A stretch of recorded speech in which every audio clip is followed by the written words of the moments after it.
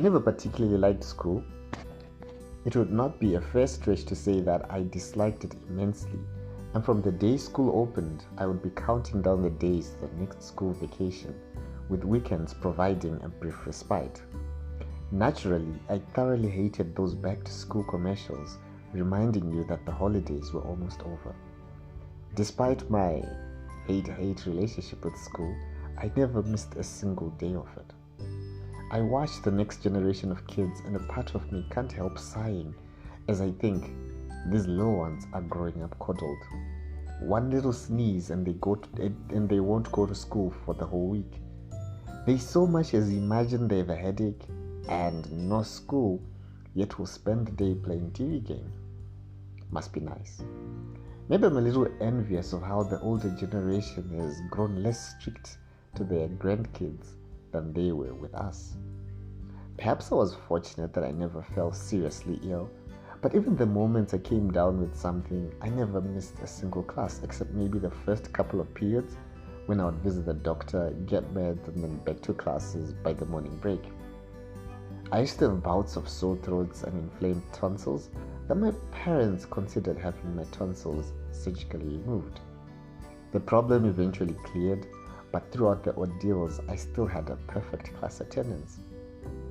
Just my luck that when I got the chicken pox, it was during the school holidays, so I never got to enjoy that do not go to school so you don't pass it on to the rest of the class.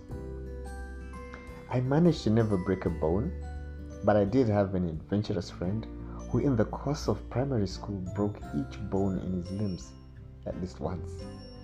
He was the sort of person to act first, then think later, and consequently got into lots of trouble. I, on the other hand, was the observant kind.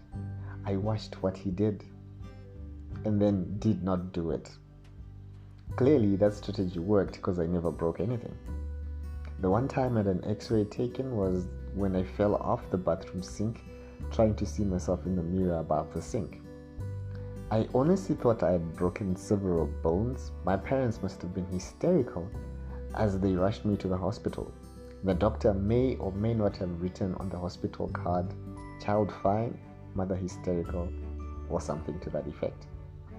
I have my fair share of scrapes, bruises, and the only other serious injury I got was when the drawer of a steel cabinet fell on my big toe. It didn't break though, but I broke off the nail on my big toe. The nail eventually grew back, and even today, if you compare the nails on my toes, you can tell the odd one out. I remember the pain. There was lots of pain. I could feel my pulse in my big toe. I was afraid to look because I thought my big toe had fallen off. I still went to school the next day, injured foot bandaged and in flip-flops, while the other foot was in socks and school shoes, adding to the unsteady limping gait. Now that I think about it, not sure why I didn't just wear flip-flops on both feet. Fast forward to the present. I'm battling for the remote with my nephew.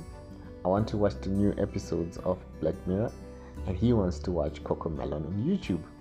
He didn't go to school today because last night an unidentified insect bit him on the nose.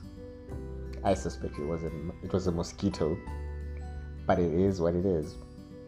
I suspect that the lockdown period during the pandemic, when schools went for months closed down, has greatly contributed to school attendance being more of an optional sort of activity. And of course, anyone presenting with anything remotely flu-like gets to skip school, because what if it's the dreaded Rona? How much school did you miss? How about work? Do you get plenty of sick days?